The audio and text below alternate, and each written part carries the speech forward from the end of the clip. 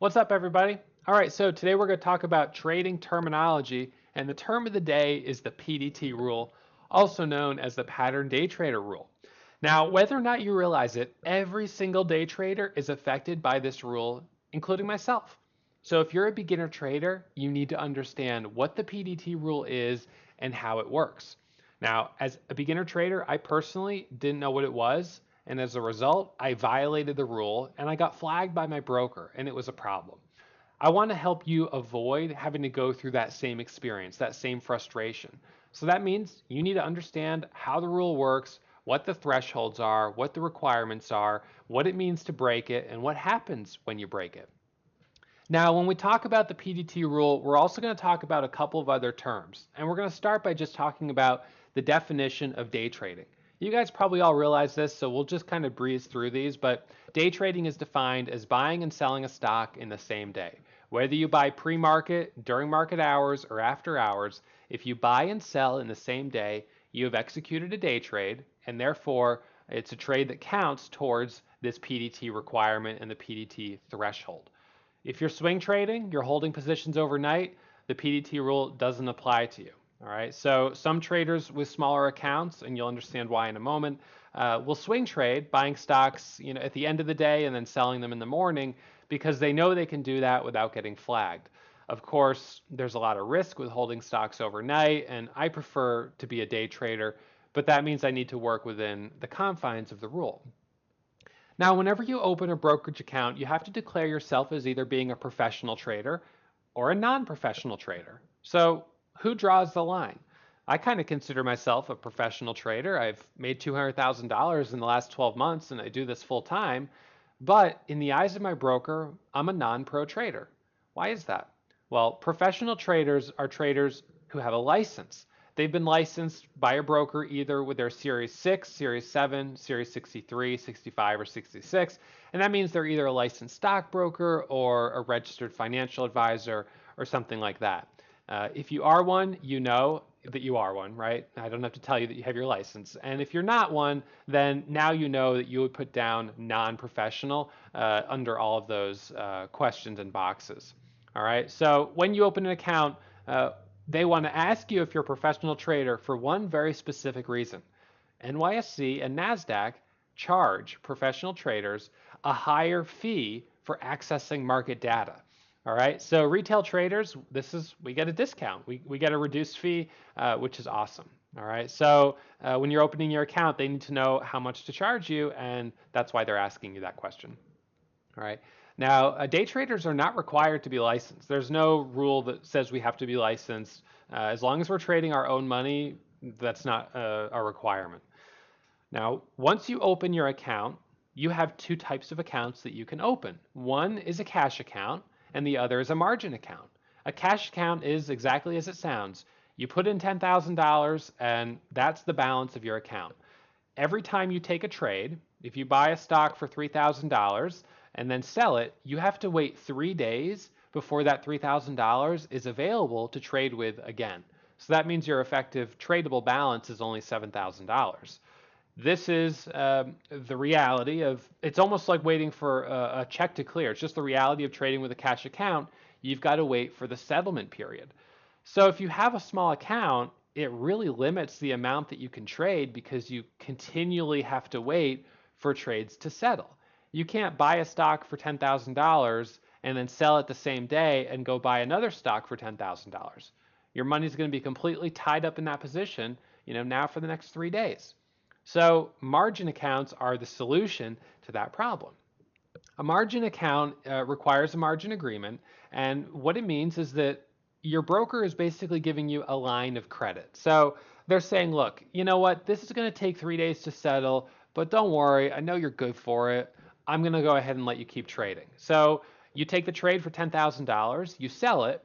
That trade has to wait 3 days to settle, but you can go ahead and buy another trade for $10,000. In fact, you can do it 10 times and trade with $100,000 in one day. All right. But when you have a margin account, you fall under the PDT rules. So the PDT rule is specifically around trading on margin. And we're going to talk more about that in a second so you understand why they created this rule. But trading on margin is what allows day traders to take up to 10, 15, 20 trades a day. And in a single day, we could trade $1 million worth of stock, even if we only had, a $30,000 account balance. So that allows traders to leverage their money to potentially generate some really large gains. Although, of course, you also have the potential to generate some large losses. Now, when you get a margin account, you're also given leverage. Leverage is they take the current balance of your account. If you put in $30,000 and they multiply it by 4 for intraday trading, which would give you $120,000 of cash that you could trade with. And at night, they multiply it by 2, which would give you $60,000. So if you put in 100,000, you've got $400,000 that you can day trade with. And if you put in $50,000, you have $200,000. So that's for day trading. It's the current cash balance multiplied by 4. This is, kind of an interesting thing because it allows you to be extremely aggressive. You can trade on borrowed money. And so there are traders who have done this. And then when you lose borrowed money, you now owe that back to your broker. So you have to be very, very careful about trading with leverage and trading on borrowed money because the risk is that you can lose money that you don't even have. All right. Now, because trading on margin carries risk, FINRA and the SEC have created the pattern day trader rule. And this is a way of flagging different types of traders. And if you are considered a day trader, a pattern day trader, you will be required to maintain a minimum account balance of $25,000. All right. So the PDT rule says that if you trade more than 3 times in a 5-day period, then you are going to be flagged as a pattern day trader. So a broker needs to flag you as a pattern day trader, and they need to make sure all accounts flagged as being pattern day traders maintain a minimum of a $25,000 balance. Now, this is obviously going to be hard for a lot of traders. But if you have less than $25,000 in your account, you are limited to 3 day trades every 5 days. And that's just the rule. It's black and white if you're using a margin account. If you're using a cash account, you could day trade more, but you would have to wait 3 days for every trade to settle. Alternatively, you could trade options which settle overnight. So some traders with small accounts in the $5,000 to $10,000 range will either swing trade or they will trade options because of the shorter settlement period. Other traders will open accounts internationally that don't enforce the PDT rule. And SureTrader is one of the accounts that I know a lot of traders use. It's located in the Bahamas, and they don't enforce the PDT rule. So you can go in there and you can open a margin account with $1,000, and you can buy and sell 100 times a day. So that's something that a lot of traders have done. I've done it. I've had an account there. I'll probably have an account there again shortly as I test out trading with a small account. So, that's an option, but you obviously have the slightly increased risk of putting your money abroad and, offshore and not knowing, that it has the same level of security as a domestic broker. So I would never put my life savings in an international trading account, whether it was SureTrader or somewhere else. But would I put $1,000 there and see what I could do with it? Yes, I would. And I have before. And when I did that, I took $1,000 and day traded it up to an $8,600 balance in 1 month. That'd be over $90,000 a year from $1,000 starting balance. So that's the potential of trading with a margin account, with a small account, and using leverage. So, to be a successful trader, just sort of as a tangent here, to be a successful trader does not require you to have a lot of money. It requires you really just to have skill, to have a strategy. And so the strategy that I was trading during that month was my momentum day trading strategy, buying stocks that were squeezing up, getting in as early as I could, and riding the momentum. So you can learn more about that in some of my other videos. But when it comes to the PDT rule, let's talk a little bit about the history behind this rule. So as you know, if you execute more than 3 trades in a 5-day period, you'll get flagged as a pattern day trader, requiring you to have a minimum of $25,000. Now, if you get flagged as a day trader, you can have one free pass. You can say to your broker, look, I'm sorry, it was a mistake, I didn't know about it, and they can give you one free pass, but only one. If you do it a second time, you will get flagged and your account will get frozen, meaning that you can't execute new trades unless you increase your account balance to more than $25,000. And if you don't have the money, then essentially you're probably going to end up closing that account and going to open your account, a new account at a different firm, and hope that you don't get flagged there, and don't make the same mistake twice. Or maybe you go and open an account with SureTrader. But to give you some history behind the PDT rule, as many of you know, day trading became pretty popular in the late 90s, with the dot-com bubble and all of that stuff. And it really peaked in 1999 and in 2000.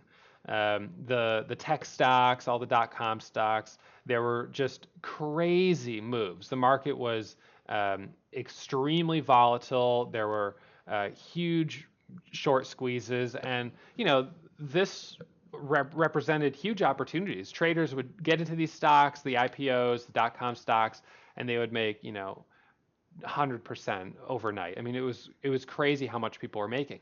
And so retail traders, they followed their dreams, they quit their jobs, they just put all their money into the market. They were trading with borrowed money.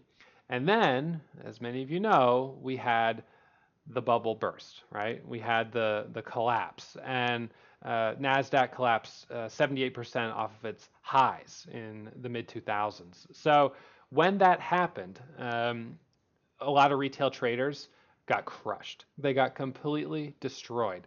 And so as a result of those losses, the SEC wanted to implement some rules really to help prevent unsophisticated investors or traders from making those mistakes again.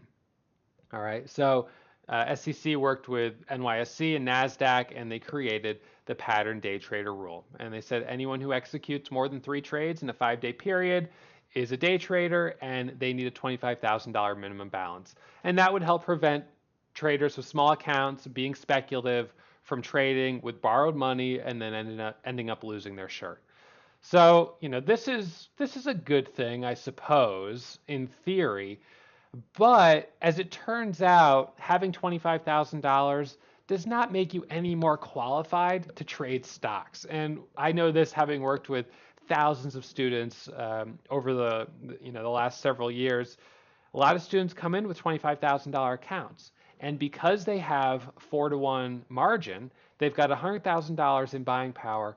And we've seen traders come into the market and blow up their entire account, not only lose the $25,000 they initially put in, but now have a margin call and be in debt to their broker $50,000, $60,000, or even the full $75,000. And this is especially true for traders who are shorting stocks. So let's just look for a second here at DRYS. Now, let's just imagine, for example, that you got in DRYS, and I'm going to pull up the chart here, that you got in this and you shorted it at, let's say you shorted DRYS at $5 with 10,000 shares. All right, so we've got $5 right around here. So you short 10,000 shares at $5. When it goes up to $6, you're down $10,000. All right, so that's not a good trade. You're a little bummed out. Goes up to 674, you're down $17,000.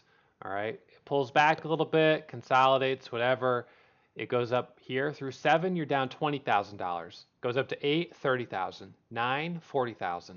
$10, you're down $50,000. Right? Pulls back a little bit, you're thinking, oh, that's not too bad. Maybe it'll come back. Now up to 11, you're down 60,000. 12, 13, 14, 15, you're down $100,000. Now imagine if you had a $50,000 account and you had $200,000 in buying power. Well, maybe you could hold through this pullback. Well, next day it goes to $18. And let's just scale this a little bit. The next day it goes to 24, and then it goes to 32, and then it goes to 45, and then it goes to 56, and then 68, and then all the way up, this is absolutely insane, to $120. I mean, if you can wrap your mind around that, this right here is a a potential catastrophe. You could lose hundreds of thousands of dollars, even millions of dollars on this type of trade. Now, eventually, this stock did come all the way back down.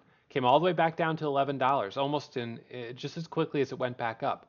But if you couldn't afford to hold through that squeeze, and you got called out of the trade by your broker, if you hit your max loss, your broker will close out your account, and you're done. So let's say, I'm sure there's someone who hit their max loss like right here.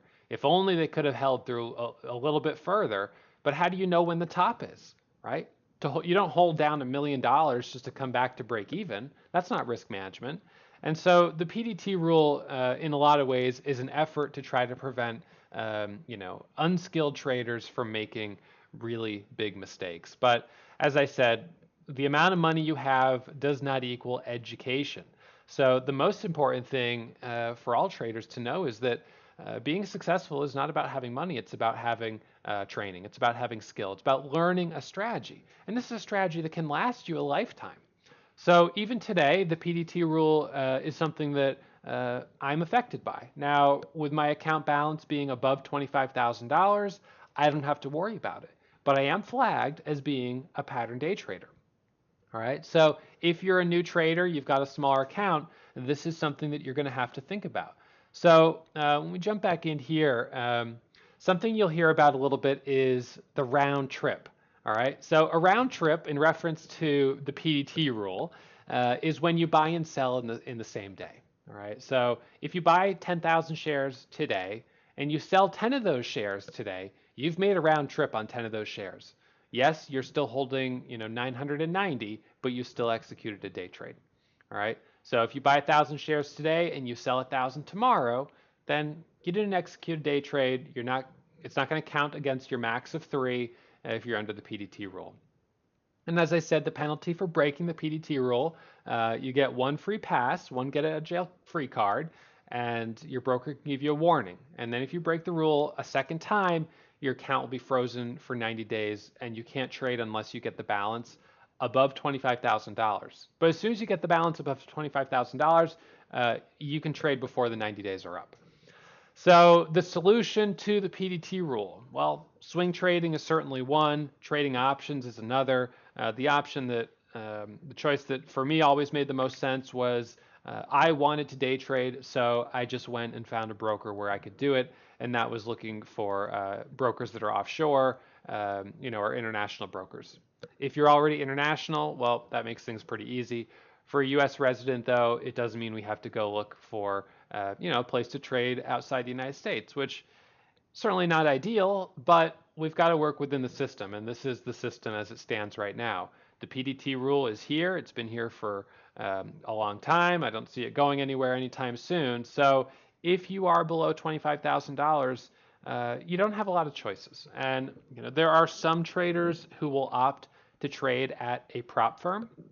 Now, a prop firm will ask you to get a license. You have to get licensed to trade there, kind of like trading at a hedge fund. So going through the process of studying, getting licensed, and then oftentimes you're going to have a profit split where they share some of the profits. You're also going to have a lot of restrictions on your account because you're trading the firm's capital. That's going to be a less than ideal scenario.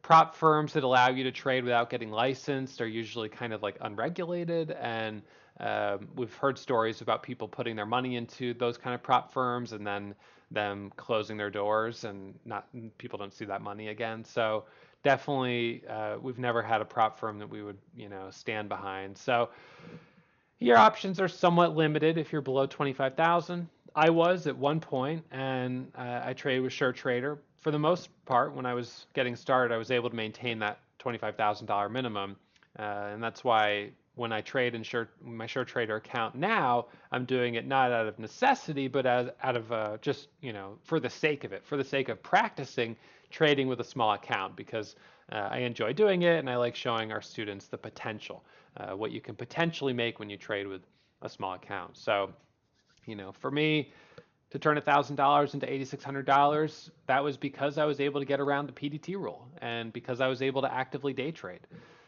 Now, with my larger account, once I'm trading above 25,000, I can certainly be pretty aggressive, but as a beginner trader trading with that size account, I did some really risky stuff.